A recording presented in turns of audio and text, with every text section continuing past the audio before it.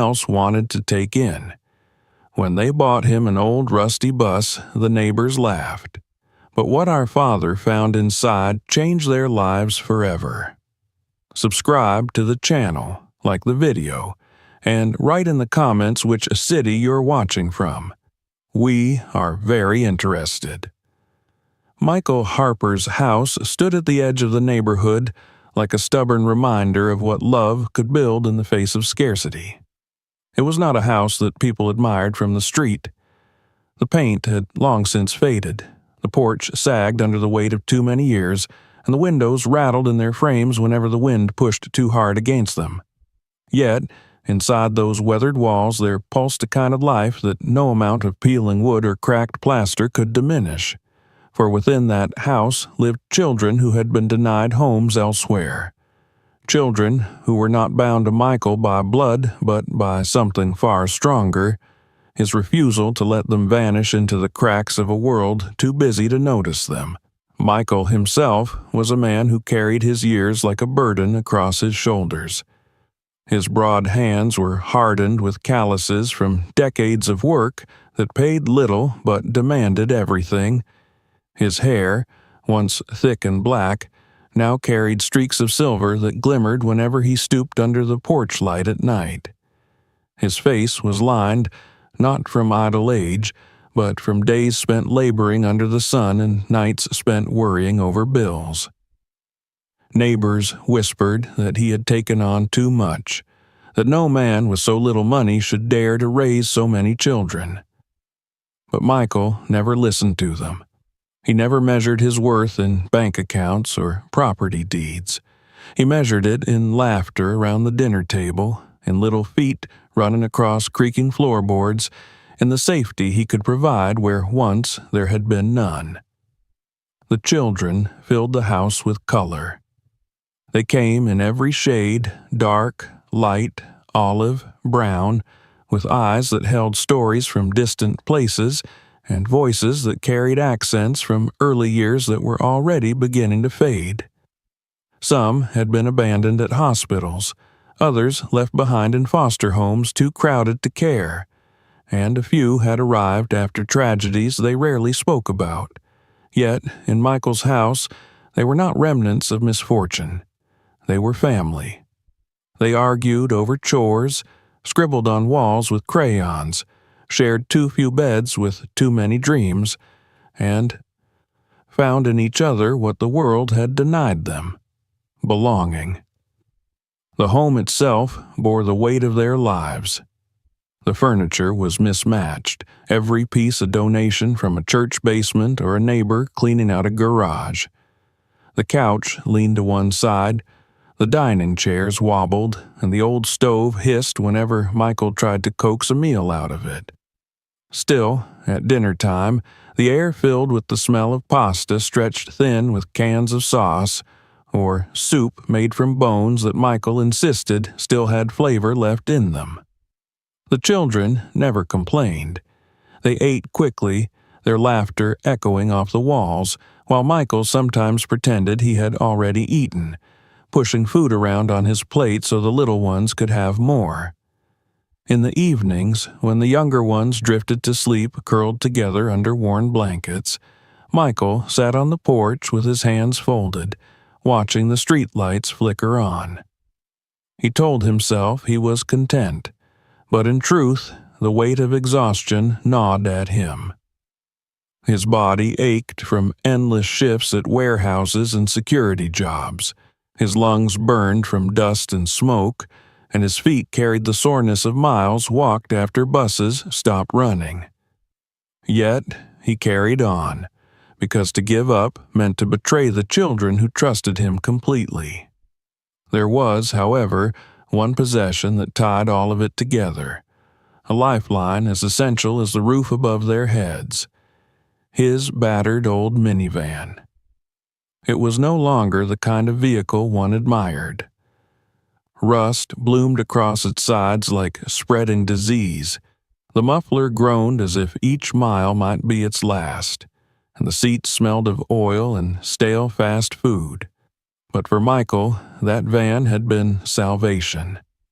It carried him to night shifts, to grocery stores at dawn, to doctor's appointments for the children, and to every school event where he cheered louder than anyone else in the bleachers. It was more than transportation. It was the artery that kept their fragile existence alive. When the van finally broke down, it was as though silence swallowed their household whole. One bitter evening, Michael had coaxed it into motion one last time, only to hear a grinding snap that told him the engine had given all it had. He managed to roll it into the driveway before smoke poured from under the hood. The children crowded around, their faces pressed to the fogged windows of the living room as they watched him lift the hood, his shoulders slumping as he stared at the ruin inside.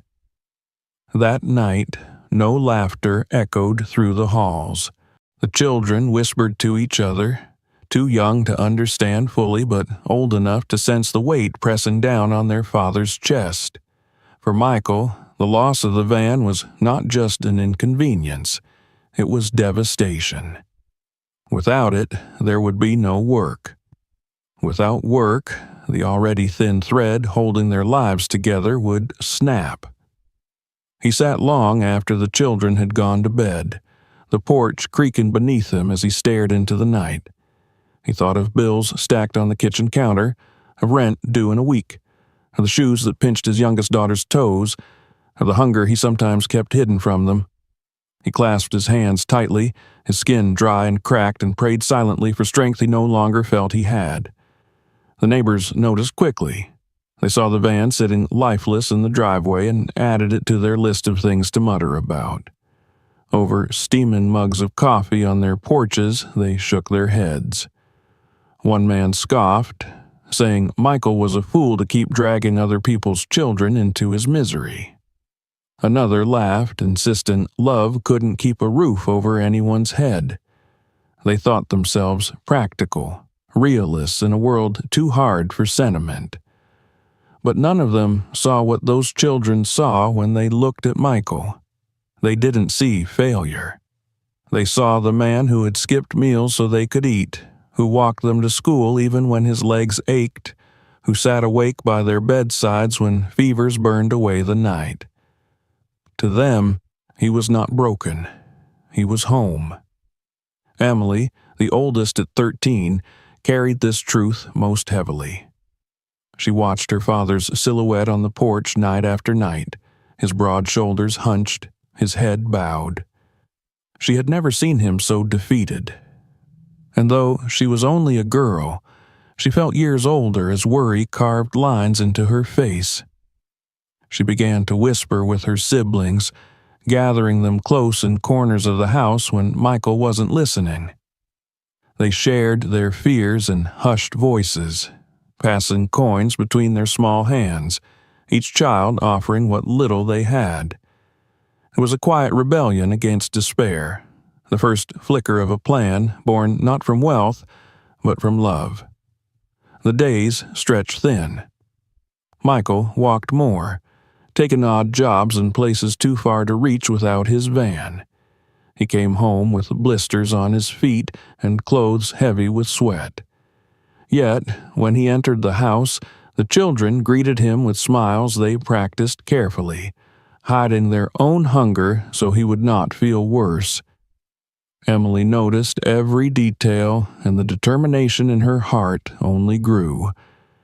She remembered every night he had carried her to bed when she was small, every lunch he had gone without so she could eat, every time he had held her hand when the world felt too cruel.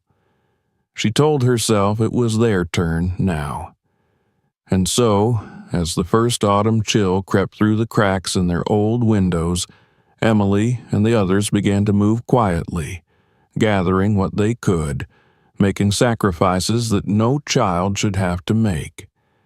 They did not yet know what form their plan would take, but the seed was planted.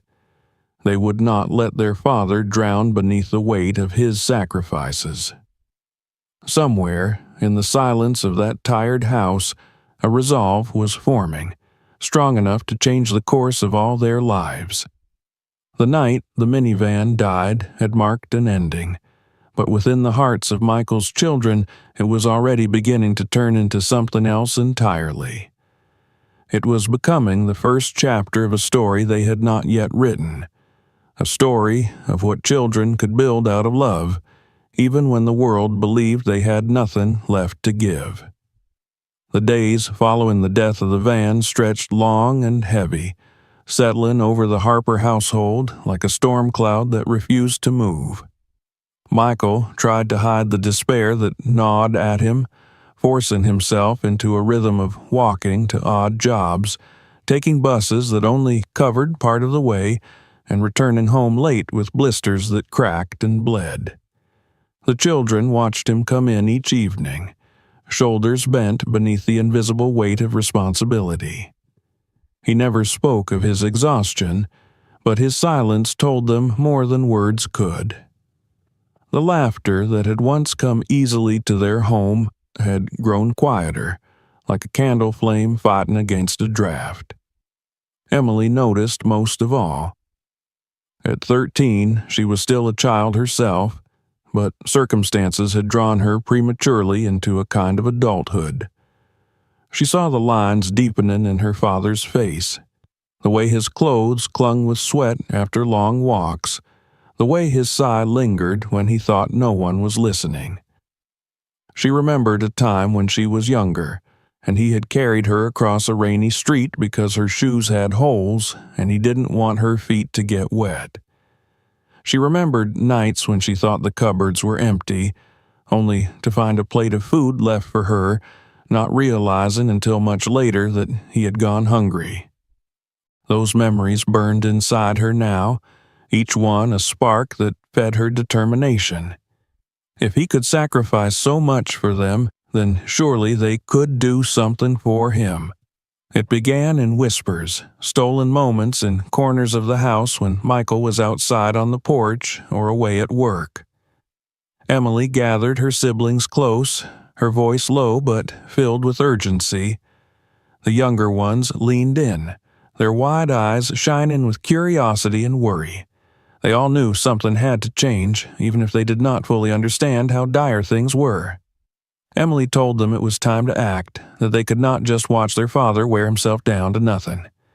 At first, the plan was vague, little more than a feeling that they should help. But as the days passed, that feeling grew into action. The older children began to find small ways to bring money into the house. Marcus, barely 15, offered to mow lawns for neighbors who usually ignored them. He pushed an old rusty mower across uneven yards, sweat soaking through his shirt until calluses formed on his hands. Rosa, a year younger, started helping an elderly woman down the street carry groceries and clean her kitchen, receiving small bills pressed into her palm as thanks. Even the younger children tried to contribute. Daniel, only 7, took to singing on street corners with a small tin can beside him, his voice sweet and trembling as he gathered coins from strangers who paused long enough to listen. The house began to hum with quiet industry.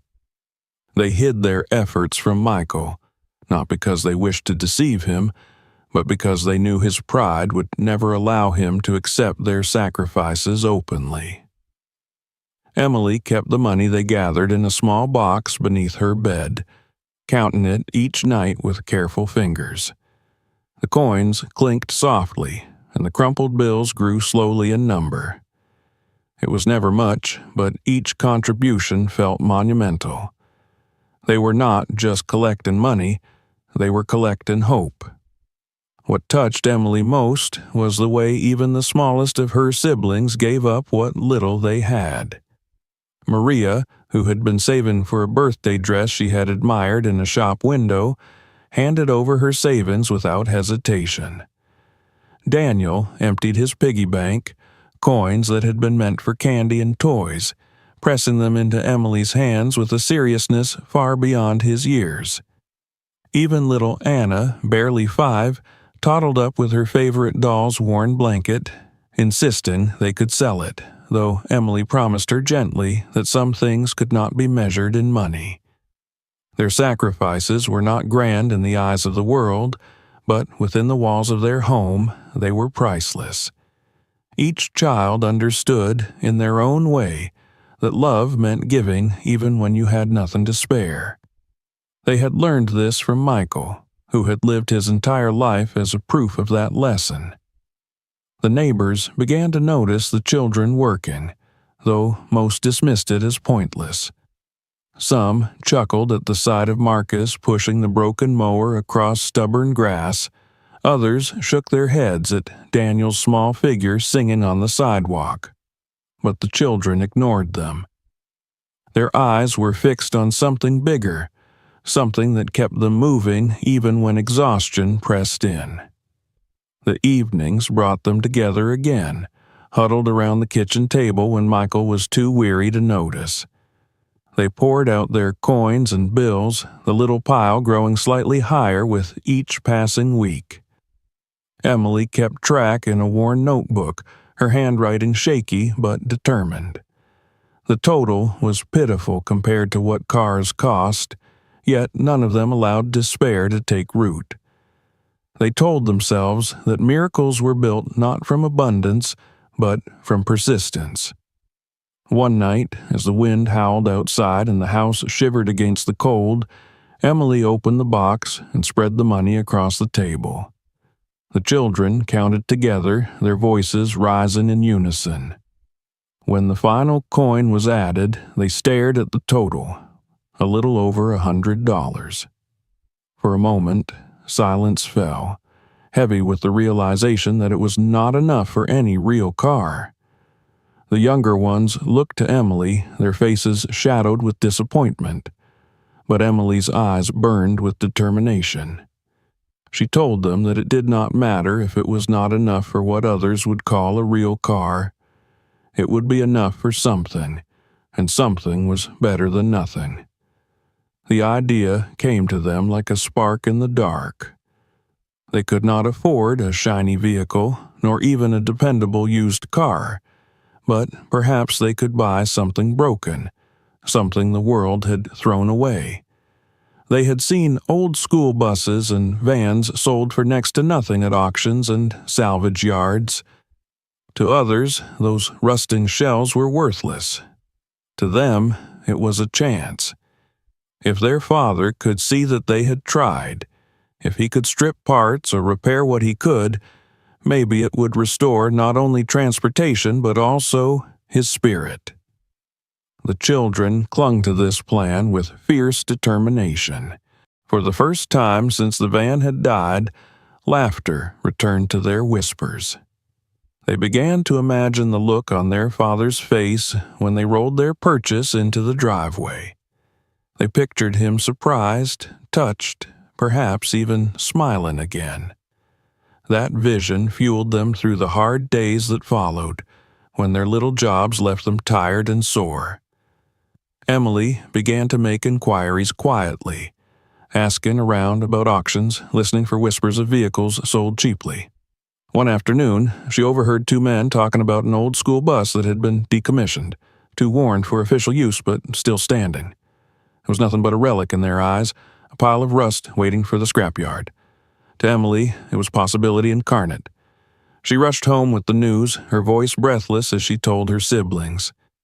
Their eyes lit up, and in that moment, they knew their decision was made. The night before the auction, they gathered in their small room, coins clutched tightly in their fists, bills smoothed carefully as though reverence might multiply them. They whispered promises to one another, swearing that no matter how the world laughed, they would carry this through. Michael slept in his chair on the porch, unaware that inside his children were plotting the greatest gift they would ever give him. When dawn broke, gray and cold, Emily led her siblings out into the world with their little bundle of money. The air bit at their cheeks, but their hearts beat fiercely with anticipation. They were not children on that morning. They were warriors armed with nothing but love, stepping into a battle against despair itself. They had no guarantee of success, but they carried something far more valuable than certainty: the unshakable belief that their father deserved better, and that it was their turn to give it to him. And so, as the sun rose higher, they prepared to take the first step in a journey that would change everything. They did not yet know what their $100 would buy, only that it would be the beginning of something greater than any of them could imagine. The weight of sacrifice pressed against their small shoulders, but beneath it was the steady beat of hope, a rhythm that would guide them toward the rusted, forgotten gift that waited for them just beyond the horizon. The morning they brought the bus home was gray and cold, the kind of day when the sky seemed to hang low and heavy over the streets. Emily and her siblings had walked together from the salvage yard, their small bodies dwarfed by the hulking vehicle that rumbled uncertainly behind them, its engine coughing with each protest of life. They had managed to convince the yard's owner to let them have it for nearly nothing, their bundle of crumpled bills and coins pressed into his calloused hands. To him, the bus was junk, one step away from being stripped for metal, but to the children it was treasure. They walked ahead of it with nervous pride, glancing back to make sure the tow line did not snap, their little hearts racing with anticipation of what awaited them at home. When the bus finally rolled onto their street, it drew immediate attention. Neighbors stood on porches or peered through blinds, their expressions twisted in disbelief. The vehicle was massive compared to the small, worn homes that lined the block, and its rusted yellow frame seemed out of place among the neat cars parked along the curb. Its sides were streaked with rust that spread like burns across faded paint, the windows clouded with grime and dotted with cracks. The tires sagged as if weary from carrying too many burdens, and every inch of it told a story of abandonment. Yet, for the children walking beside it, their shoulders brushing one another in solidarity, the bus was not a ruin. It was a promise.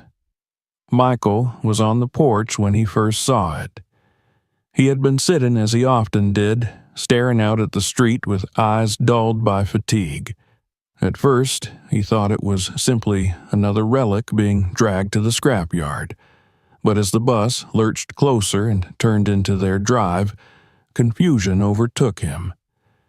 He rose slowly, his heart thudding in his chest, and walked toward the edge of the porch, as though he needed a closer look to confirm what he was seeing. The children clustered together, their faces lit with nervous excitement, waiting for his reaction. When the bus shuddered to a stop, silence fell. Michael stared at the hulking shape before him, at the peeling paint and broken glass, at the frame that looked one storm away from collapsing. For a moment, he could not find words. The children shifted anxiously, their smiles faltering under his unreadable gaze. Then Emily stepped forward, her hands clasped together tightly, and whispered, "It's for you, Dad." Michael's throat constricted. He reached out a hand and touched the side of the bus, the rough surface cold beneath his palm. He saw not the rust or the ruin, but the sacrifices of the children standing before him. He thought of the coins that must have been gathered, the odd jobs they must have taken, the dreams they must have surrendered to scrape together enough for even this broken thing. His vision blurred, and he had to blink hard to keep the tears from spilling. To anyone else, the bus was worthless, a useless heap of metal and memories. But to him, it was more precious than gold, for it carried within it the proof of love so fierce that even poverty could not silence it. The neighbors, however, did not share his reverence. From across the street, two men laughed as they sipped coffee, shaking their heads at the sight. One muttered that Michael had lost what little sense he had, dragging another piece of junk onto his property. Another said it was foolish to waste time on a family that had never known stability. Their voices carried easily on the cold air, but the children did not flinch. They had grown used to the disdain of others, the way people spoke as though their home was a mistake waiting to collapse. Today, none of it mattered. Today, they had given their father a gift that no cruel word could diminish. That evening, the family gathered around the bus as if it were a monument. The youngest ran their hands along its sides, their fingers tracing shapes in the dirt, while the older ones peered inside through the cracked windows. The interior was no better than the exterior. Torn seats with stuffing spilling out, a floor covered in dust and debris, cobwebs stretched across corners where spiders had long since claimed dominion. The smell of mildew and oil hung thick in the air, and every creak of the metal frame echoed like a groan from deep within. Still, the children moved through it with excitement, their voices bouncing against the walls as they imagined what it could become. Michael stood in the doorway of the bus, his large frame casting a shadow across the aisle. His eyes swept over the ruin, but instead of despair, he felt a warmth spread through him. This was not a gift of perfection. It was a gift of love, raw and unpolished, fragile yet powerful. He could see in the children's faces the hope they had invested in it, and he knew he could not let that hope die.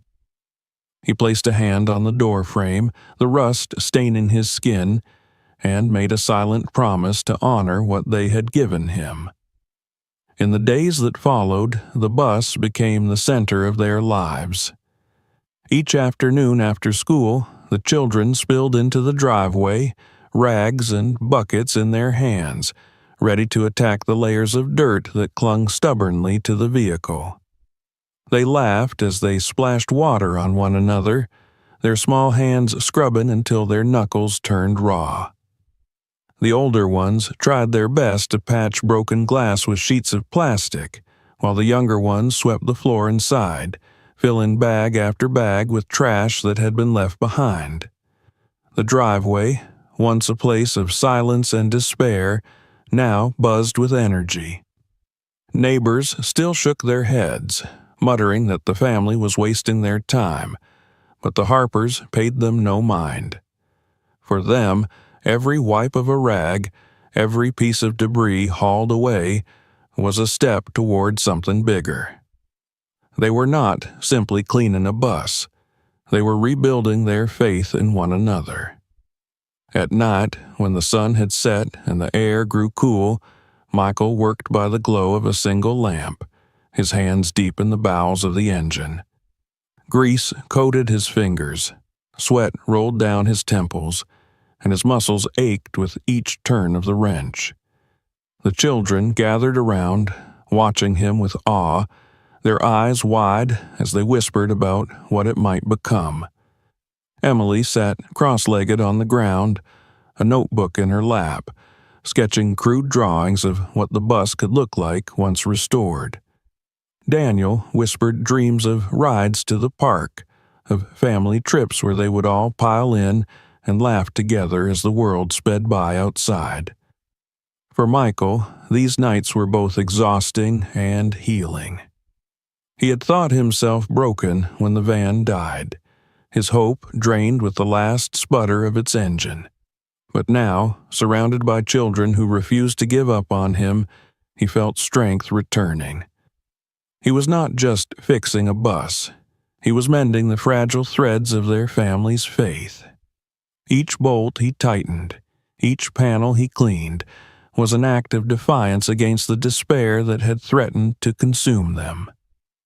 The bus, though far from functional, began to change in their eyes. Its rust became less of a blemish and more of a badge of endurance.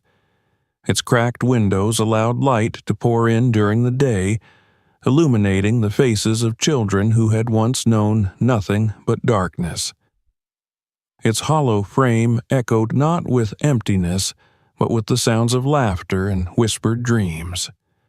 Slowly, the ruin was transforming into a symbol, not just of survival, but of the boundless power of love.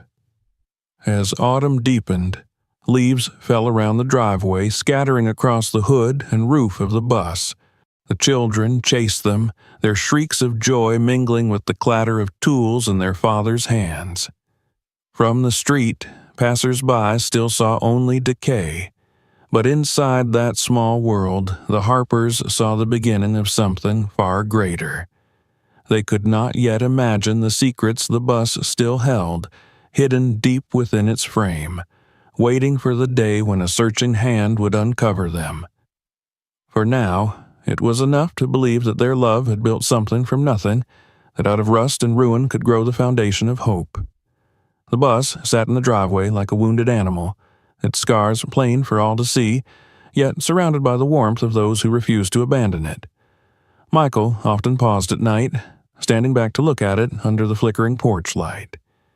He would see Emily's determined face, the younger children's eager hands, the way they all believed in him even when he struggled to believe in himself. And in those moments, he realized that the gift they had given him was not the bus itself, but the reminder that even in their poverty, they were richer than most. The world outside could laugh, the neighbors could mutter, but within those cracked windows and rusted walls, a family's future was quietly taking shape. They did not yet know how deeply their lives would be altered by what they had brought into their home, but already the bus had changed something fundamental.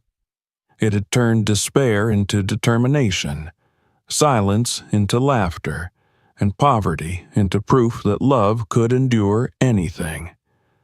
The bus had quickly become the center of their lives, its hulking presence in the driveway a constant reminder that hope could take the strangest forms. The children no longer saw it as a pile of rust and ruin, but as a challenge, something they could conquer together with their father.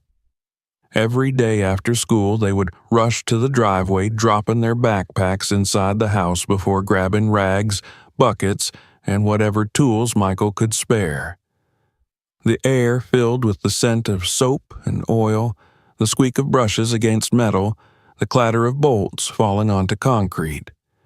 Even the youngest ones, who could barely lift a broom, insisted on helping, their small hands busy sweeping away dirt or gathering trash into plastic bags.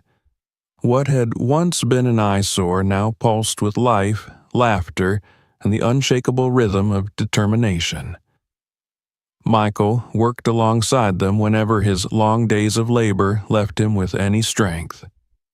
At night, when the neighbors' houses fell silent and the street was lit only by dim lamps, he crouched inside the bus with a single work light hanging above. The glow revealed his lined face, beads of sweat gathering at his temples, and the grease that stained his hands no matter how often he tried to wash it away. He lost himself in the work, the sharp scent of oil in the air, the sound of tools striking metal, the constant hum of his own thoughts. The children lingered around him, too tired sometimes to keep up, but unwilling to leave him alone. Emily often sat cross-legged on the concrete with her notebook, sketching crude images of what the bus could one day look like, while Daniel perched near her shoulder, whispering his dreams of rides to the park or family trips where they could all travel together, laughing as the world blurred outside the windows. For Michael, those evenings were moments of healing. He had thought the death of the van would be the end of him, stripping away the last piece of stability he had managed to hold on to. But here, in the broken shell of a bus, he found himself restored by the sight of children who refused to let despair swallow them. Every bolt he tightened, every panel he hammered back into place was more than just repair. It was proof that they still believed in him. He did not know if the bus would ever truly run again, but he understood that it already carried them somewhere far more important. into a future they were building with their own hands. It was on one of these nights, when autumn winds rattled the branches overhead and moths circled the weak glow of the work lamp, that something unexpected happened. Michael was kneeling on the driver's side, half buried in the shell of the dashboard as he searched for a loose bolt he was certain had rolled into the shadows. His hand slipped beneath the seat, brushing against dust and sharp bits of rusted metal. But then his fingers caught on something different. It was not the smooth coolness of steel or the familiar shape of a tool. This was rough and solid, wedged deep against the frame. He frowned, probing further until his fingertips traced the edges of what felt like fabric wrapped tightly around an object. The children sensed the change immediately. Emily, who had been sketching quietly, lifted her head at the sound of his sudden pause. "Dad?" she asked softly, her voice echoing inside the bus. The others leaned closer, curiosity sparking in their wide eyes. Michael did not answer at first. He grunted, bracing himself, and pulled harder at whatever his hand had discovered. It resisted stubbornly, as though it had been lodged there for decades. With a final sharp tug, the object came free, sending a puff of dust into the air. He sat back on his heels, the weight of it heavy in his hands. The children crowded closer, craning their necks to see. The object was wrapped in layers of oil-stained cloth, the fabric brittle with age. It felt unnaturally heavy for its size, far more than any loose part should have weighed. Michael's heart began to beat faster. For a long moment, he simply held it, staring as though unsure whether to unwrap it. Emily's eyes widened, her voice trembling as she whispered, "What is it?" Slowly, with the caution of a man who had spent his life waiting for the world to pull the rug out from under him, Michael peeled back the first layer of cloth. Dust billowed into the stale air, making the children cough and wave their hands. Beneath the grime, something metallic caught the light. He pulled back more fabric, revealing the corners of an old leather case, cracked and worn, but intact. The children gasped, their voices rising in a chorus of awe and disbelief. It looked like the kind of case a man might carry decades ago, before it was forgotten and left to gather dust in the shadows of this bus. Michael set it down carefully on the bus floor, his rough hands trembling slightly as he fumbled with the corroded latch. It resisted at first, but with a grunt he forced it open. The lid creaked, hinges groaning, until it finally gave way. Inside lay the remnants of another life. Neatly stacked papers tied with fading ribbons, small leather-bound journals, black and white photographs curled at the edges. Atop it all, wrapped in tissue yellowed with age, were several bundles that shimmered faintly beneath the light. Michael reached out and unfolded one, his breath catching as he revealed a collection of old bonds and certificates, government-issued and dated decades back.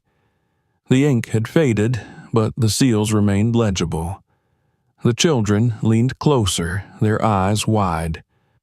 They did not fully understand what they were seeing, but they felt the weight of it. Emily picked up one of the photographs and studied the smiling faces of another family. A man in a driver's cap standing proudly beside a bus, his wife by his side, children gathered around his legs. The image was ghostly, a reflection of their own family in another time.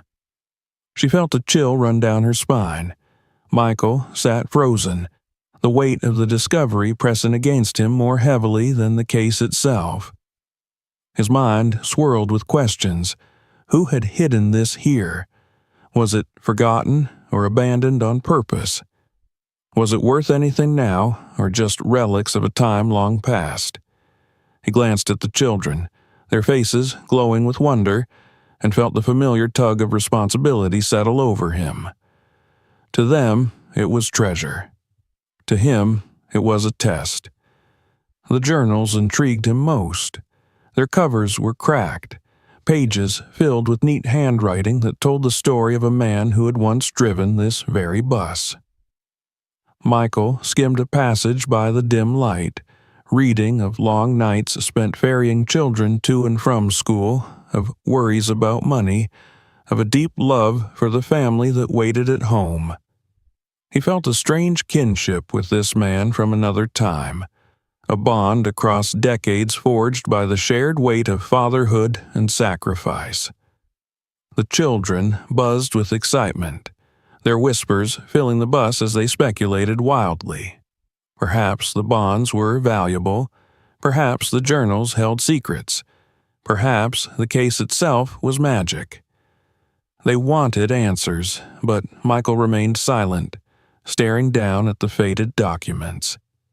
He thought of all the years he had struggled, of bills that towered higher than he could pay, of nights he had gone hungry. To hold even the possibility of relief in his hands felt unreal, as though the universe had finally cracked open a door after decades of slamming them shut. Yet he also feared what such a discovery could mean.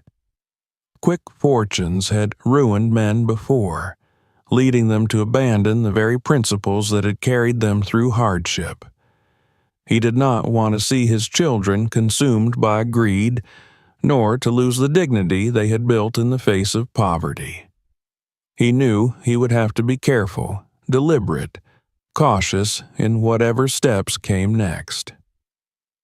That night, long after the children had drifted to sleep, Michael carried the case into the house and placed it on the kitchen table. The golden glow of the single bulb above cast shadows across its surface, highlighting every scratch and scar. He sat there for hours, elbows resting on the table, chin in his hands, staring at the contents. The house was silent except for the soft breathing of children in their rooms, unaware of the storm of thoughts raging inside their father's head. He did not yet know what the future would hold, or whether the papers were worth anything at all. But he knew one thing with absolute certainty. The moment he pulled that case from beneath the seat, their lives had shifted. The bus was no longer just a gift of rust and love. It was a vessel carrying secrets of the past, secrets that now rested in his care. And whether it proved to be blessing or burden, Michael understood that his family's story had just turned a corner, leading them into a chapter none of them could have foreseen. Michael did not sleep much the night after he found the case beneath the seat of the bus. He remained at the kitchen table long after the children had gone to bed, the soft glow of the light bulb painting his face in shadows. The contents of the leather case lay before him, carefully arranged as though the order might give him answers. The old certificates and bonds, yellowed by time yet still intact, seemed to whisper promises he was not ready to believe. The journals, their pages filled with neat handwriting, told the story of a man who had once driven children back and forth in this very bus, a man who had loved his family fiercely and worried constantly about providing for them. Michael felt the kinship so deeply that it made his chest ache. He traced the faded ink with his finger, wondering if that man had ever dreamed his secrets would be discovered decades later by another father who bore the same burdens. When the first hints of dawn crept through the windows, Michael gathered the papers back into the case and closed it gently, as though afraid the sound might wake the children. He knew he had to find out the truth of what he held. If the bonds and certificates were worthless, then this was nothing more than an artifact, a window into someone else's life. But if they still carried value, then he was holding a chance to change everything for his children. He could not allow himself to act rashly. He had seen too many men crumble under the weight of sudden fortune, turning blessings into curses. He told himself he would tread carefully, that every step would be taken with his children's future at the forefront of his mind. That morning, he walked into town, the case wrapped in an old towel and tucked under his arm. His steps were heavy, his heart pounding with a mix of fear and hope. The streets were quiet, the air cool with the bite of late autumn. When he reached the small pawn and appraisal shop he trusted, he paused outside for a long moment, staring at the sign as though it might offer him guidance. Then, with a deep breath, he stepped inside.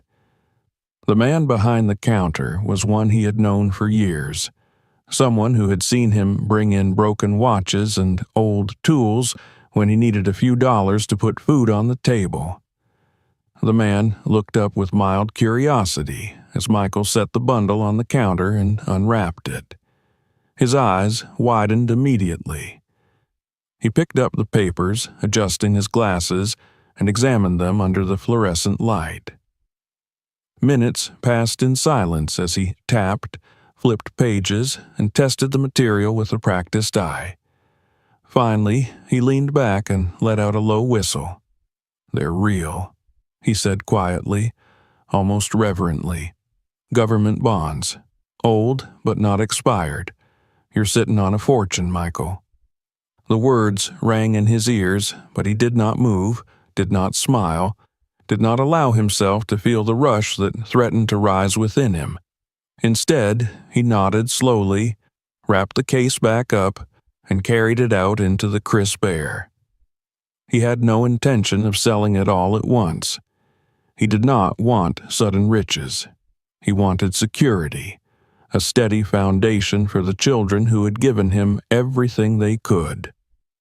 As he walked home, he felt the weight of the case not just in his arms, but in his soul, a reminder that responsibility was heavier than any gold.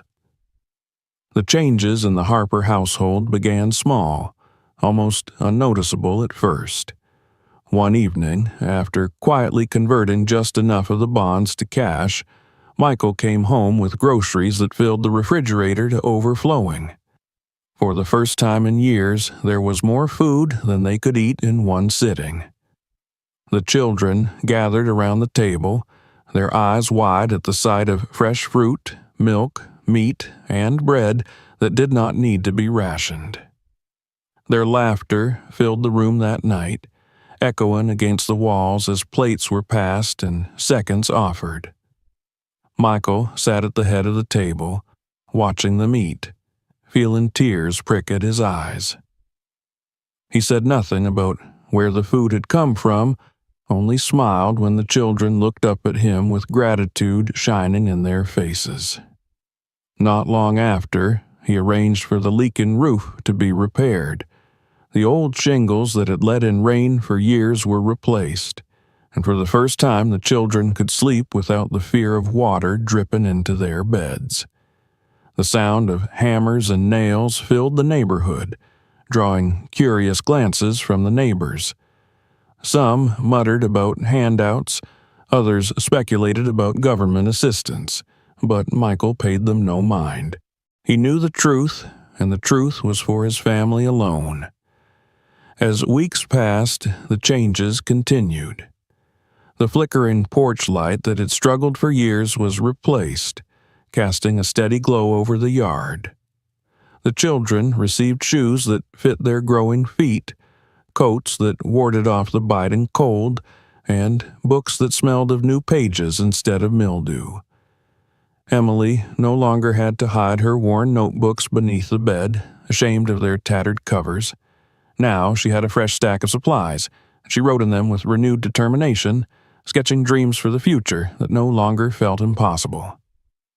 Michael also began to think beyond immediate needs. With the guidance of a financial advisor, his calloused hands gripping a pen as though it were a tool unfamiliar in his grip, he signed papers that secured savings accounts in each child's name. Small deposits were made, amounts that might not look impressive to outsiders, but promised to grow steadily over time.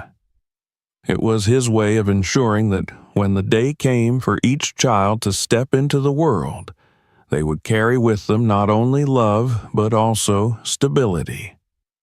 The neighbors, however, continued to whisper. They noticed the house's fresh coat of paint, the children's brighter clothes, the way the family seemed less weighed down by struggle. Some insisted Michael must have found a wealthy benefactor, someone charmed by the sight of his sprawling family. Others claimed it was government aid, though none could explain why his family would suddenly receive more than anyone else. They never guessed the truth, that an old bus had yielded secrets powerful enough to shift the course of their lives. Through it all, Michael kept working. He still took odd jobs, still walked when he had to, still returned home with sweat dripping down his brow and muscles aching from labor. He did not want the children to think the bonds were a crutch, something that excused them from hard work. He wanted them to see the balance, to understand that blessings should not replace effort, but rather strengthen it. In the evenings, after supper was done and the little ones tucked into bed, he often returned to the bus with his tools, continuing the slow process of repair. The children sat nearby, their voices rising in laughter and stories, and in those moments the weight of his burdens seemed lighter. The greatest change, however, was not in the house or the clothes or the pantry. It was in the spirit of the family itself. The children no longer looked over their shoulders in shame, no longer whispered fears about bills or empty cupboards. They carried themselves with a quiet confidence, a belief that tomorrow would not bring disaster but possibility. At night, Michael would pause in the hallway, listening to the sounds drifting from their rooms, the scratch of pencils as Emily studied late, the giggles of the younger ones as they shared secrets in the dark, the soft murmur of prayers spoken with hope rather than desperation. These sounds were richer than any treasure he could have imagined. Months rolled by, and the seasons turned. The Harper household, once the subject of pity and ridicule, began to stand out for another reason. Neighbors who had mocked them now found themselves pausing as they passed, watching children play in the yard with smiles that could not be hidden. A few even admitted quietly to one another that perhaps they had been wrong, that perhaps Michael had built something worth admiring. But Michael paid no mind to their shifting opinions. He knew what truly mattered. At the heart of it all remained the bus. He had not scrapped it, had not abandoned it once its secret was revealed. Instead, he continued to work on it slowly, almost reverently, as though it were more than metal and bolts. To him, it was a symbol, a reminder of the night his children had given everything they had to lift him when he was sinking. And within its rusted walls had lain the key to a future none of them could have foreseen. The children still gathered around it, still played and dreamed inside its hollow frame. To outsiders, it might look like nothing more than a relic wasting away in the driveway. But to the Harpers, it was sacred. It was proof that love could uncover miracles hidden in the most unlikely places. As Michael stood by the bus one evening, the glow of the porch light illuminating his weary but steadfast face, he felt the weight of gratitude settle deep within him. The bonds might have given them food, shelter, and security, but it was the sacrifice of his children that had given him the strength to carry on. That memory would always weigh heavier in his heart than any piece of paper or any sum of money. And so, while the world outside speculated and whispered, the Harper home grew stronger, steadier, and filled with a love that no fortune could ever buy.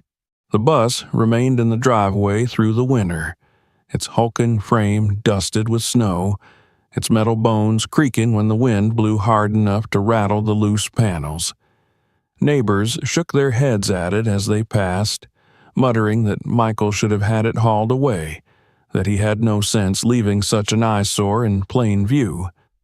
But Michael did not hear them, or, if he did not care.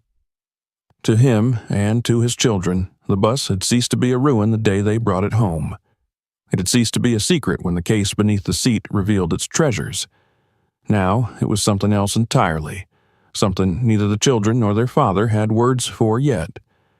Michael kept repairing it in the evenings, even after the bonds had been carefully invested and the family's life steadied. He would stand in the cold with his tools, working by the glow of a single lamp, his breath visible in the air. Sometimes Emily or Marcus would hold the light steady for him while their younger siblings sat bundled in blankets on the porch, sipping hot chocolate from mismatched mugs, watching with fascination. They had begun to see the bus not as a failed project, but as a monument to everything they had survived. Michael could have sold it for scrap long ago, could have taken whatever little it might fetch, but something within him resisted. He wanted it there, wanted to see it each time he stepped out the door, as a reminder of the night his children's love had carried him through despair. One day, as spring returned and the air grew soft again, the children came to him with an idea. They had been playing inside the bus, using its hollow frame as a fortress for their games, when Emily looked around at the seats lined in rows and realized they could be more than broken chairs covered in dust. She imagined desks there, imagined a space where they could sit and learn together, a place where books would line the walls instead of cobwebs. Marcus, ever the dreamer, suggested they could paint the inside, brighten it with colors, make it their own. The younger children chimed in with their own ideas, their voices overlapping with excitement. By the time they spilled out onto the porch to tell Michael, their vision was so alive in their minds that he could not help but smile. He did not dismiss them, though the work would be enormous. Instead, he nodded slowly, his eyes softening. If the bus had carried them this far, if it had been the vessel for their sacrifice and their discovery, then it could carry more still. That evening, he told them to gather what supplies they could find. Old paint left in the shed, scraps of wood from neighbors who were remodeling, second-hand fabric from thrift stores. Nothing was wasted, nothing too small to matter. The children set to work with joy, transforming the bus from within. The seats were rearranged to create makeshift tables. The children scrubbed the floor until the rust-stained grooves gleamed as much as they ever would. Rosa stitched curtains from old bed sheets, hanging them over the cracked windows to soften the light. Marcus painted the interior walls with bold colors, though the brushstrokes were uneven and dripped in places. The younger ones covered the walls with drawings, houses, trees, suns smiling down on stick-figure families, turning the bus into a gallery of their hopes. As the weeks passed, the bus grew brighter, warmer, more alive. The space that had once smelled of mildew now carried the faint scent of paint and paper. A shelf scavenged from a neighbor's discarded furniture was bolted to the floor, holding books they had collected, some from the library's donation box, others given by kind strangers who had heard whispers of the Harper family's story. In the evenings, the children sat inside with notebooks, pencils scratching across the pages as they did their homework together. Michael would stand in the doorway, leaning against the frame, watching them in silence. His chest swelled with pride each time he saw them bent over their books, their faces illuminated by the soft light of a single lamp powered by an extension cord from the house. The neighbors' murmurs began to change. Some still scoffed, saying the Harpers were wasting their time dressing up a shell of junk.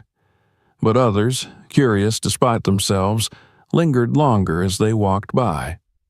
They saw children laughing, saw Michael bent inside the bus with his tools, saw the walls lined with drawings. A few admitted quietly to one another that it was no longer just a wreck. Something about it had shifted. It looked less like trash and more like a sanctuary. For the children, it became more than that. It became their refuge.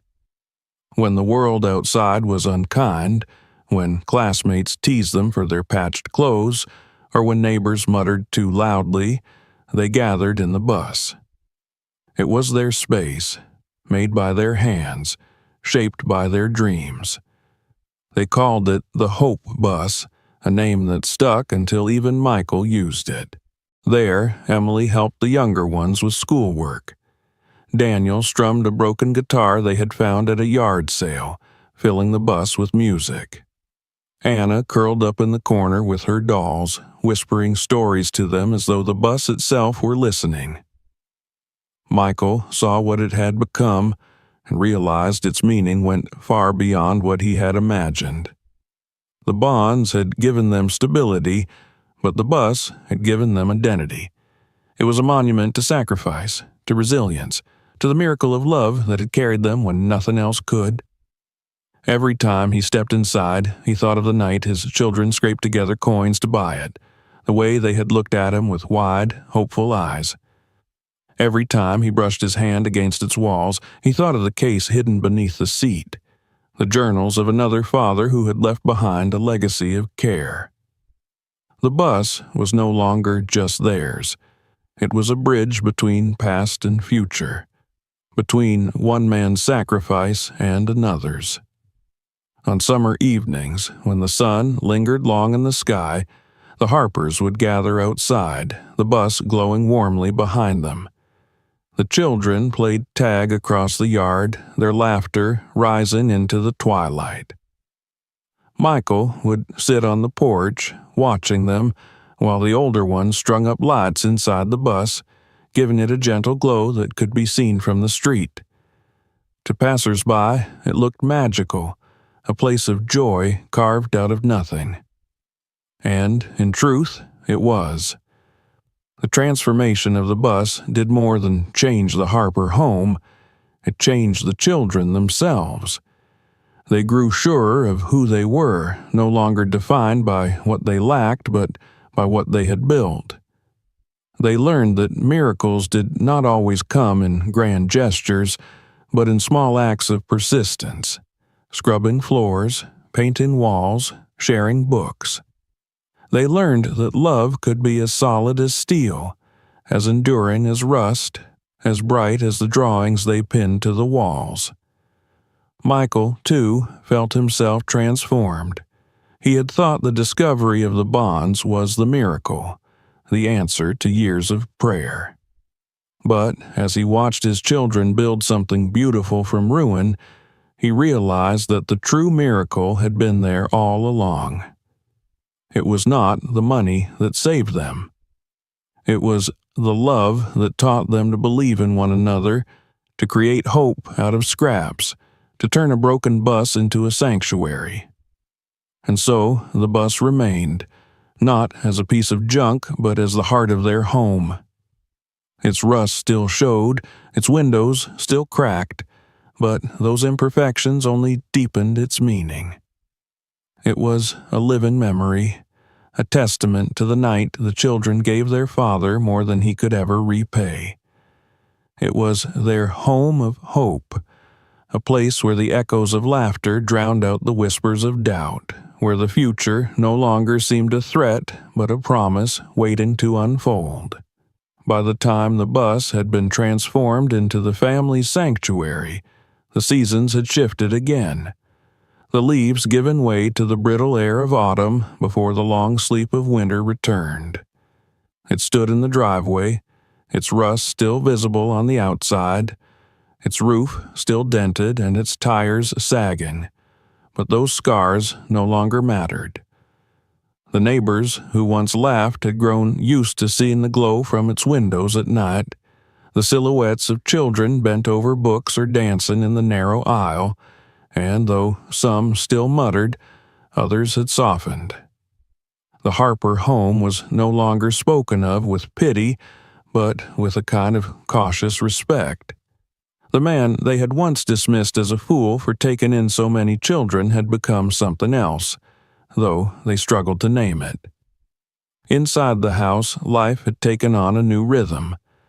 Bills were paid on time, the cupboards no longer stood bare, and the children walked to school in shoes that fit their growing feet. Emily, who had carried the burden of worry longer than any child should, now studied with a focus that bordered on fierce, determined to make use of the opportunities her father's sacrifices had secured. Marcus had grown tall and strong, his hands rough from work but his mind hungry for more than labor. Rosa's drawings filled the walls of the bus, vibrant colors spilling into every corner, while Daniel strummed his guitar until the strings threatened to break. The youngest ones laughed without fear, no longer shadowed by the constant uncertainty that had once clouded their days. Michael watched them with quiet pride, though he never allowed himself to grow complacent. He still worked, still rose before dawn to take on jobs wherever he could, still carried the weight of responsibility as though it were stitched into his very being.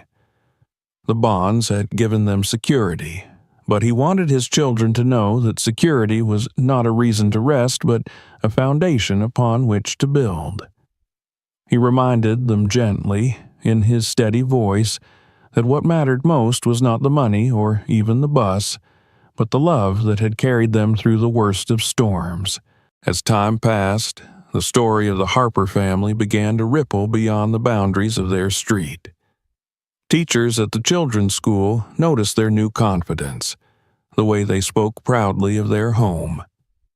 A local pastor, who visited for supper one evening, was moved by the sight of the bus, its walls covered in drawings and its shelves stacked with books, and told others of the sanctuary the Harpers had created.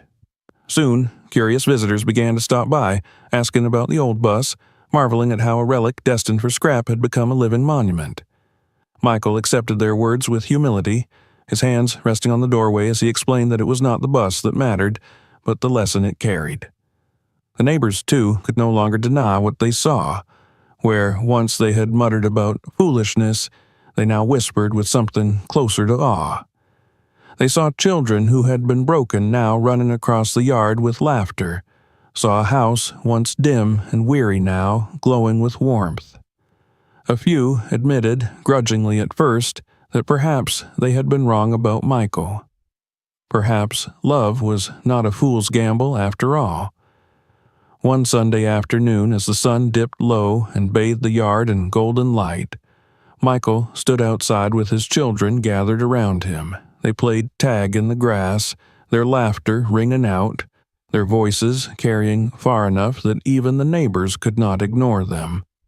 He leaned on the porch rail, his heart swelling with a mixture of pride and humility. He had once feared that his life would amount to nothing more than endless struggle, but as he watched his children chase each other through the light, he realized he had built something far greater than wealth. He had built a family, bound not by blood but by choice, by sacrifice, by love that refused to break. The bus remained in the driveway, not as an embarrassment, but as a symbol. Its scars told the story of where they had been. Its interior showed what they had created, and its presence reminded them daily of what was possible when hope refused to die. Michael had thought once about scrapping it, about selling it off for whatever little it might bring, but now he knew it would stay as long as he lived. It was more than steel and paint. It was their story written in rust and color, in laughter and sacrifice. As the years moved forward, the children grew, each carrying with them the lessons etched into the walls of that bus. They knew that miracles did not always arrive in shining packages, that sometimes they hid in broken things, waiting for hands brave enough to uncover them. They knew that love was not measured in gifts or wealth, but in the willingness to give even when you had nothing. And they knew above all that their father's legacy was not the bonds he had found or the stability those bonds provided. His legacy was the family he had built, the belief he had instilled in them, the love that had turned despair into hope. Michael understood this too. He did not think of himself as remarkable, did not seek recognition or praise. When people asked about the changes they saw, about how the Harpers had gone from struggling on the edge of ruin to standing strong, he only smiled quietly and shook his head. "It wasn't gold that saved us," he would say, his voice steady, his eyes soft. "It was love." And so the Harper story became not just their own, but something larger, something that lingered in the hearts of those who saw it. The man once pitied as a struggling father became an example, a reminder that even the most broken things could hold treasures beyond imagining. The children carried it with them into the world, and the bus, old and scarred, remained in the driveway as a testament. Its walls echoed with memories of laughter, its shelves held books filled with dreams, and its presence told every passerby that miracles were real.